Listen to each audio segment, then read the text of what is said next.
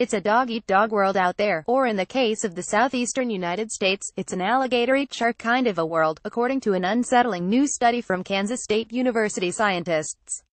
The American alligator, also known as alligator mississippiensis, is an opportunistic feeder, which is exactly what it sounds like.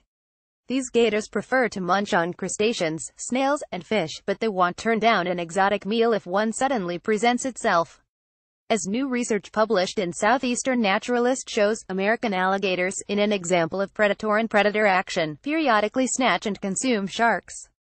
The new study, authored by Kansas State University researcher James Nifong and IMSS wildlife biologist Russell Lowers, is the first to provide scientific evidence showing that this behavior is real, and that widespread interaction exists between the two species.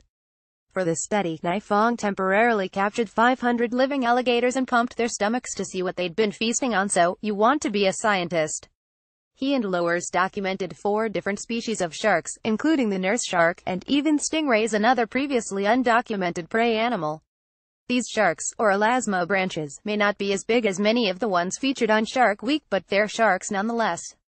This all seems wildly improbable given that alligators are a freshwater species, and sharks a saltwater species, but it's not uncommon for sharks and rays to venture into freshwater areas.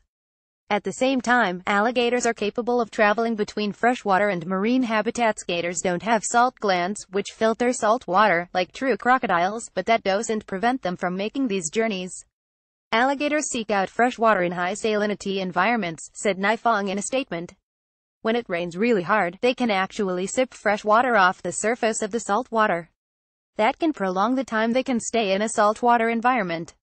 The researchers also equipped the gators with GPS transmitters to track their movements. They watched as the reptiles traveled between freshwater sources and estuaries, i.e. a partially enclosed coastal water body where freshwater and saltwater mix. It just so happens that estuaries host shark nurseries, which hungry alligators find irresistible. Prior to this new study, only anecdotal accounts of such feeding habits existed, including some observations from an island off the southeastern U.S. coast. But now there's evidence of these interactions around several states in the southeast, stretching all the way to the Gulf Coast. Naturalists and zoologists are now coming to grips with the fact that sharks and rays are more important to the gator's diet than previously realized. Interestingly, this is a fascinating example of reciprocal predation. These two predators are now known to hunt each other. The frequency of one predator eating the other is really about size dynamic, Nifong said. If a small shark swims by an alligator and the alligator feels like it can take the shark down, it will. But we also reviewed some old stories about larger sharks eating smaller alligators. Specifically, Nifong dug up news reports from the 19th century describing crazy scenes in which large masses of sharks and alligators were engaged in pitched battles after flooding and high tides brought the two predators together.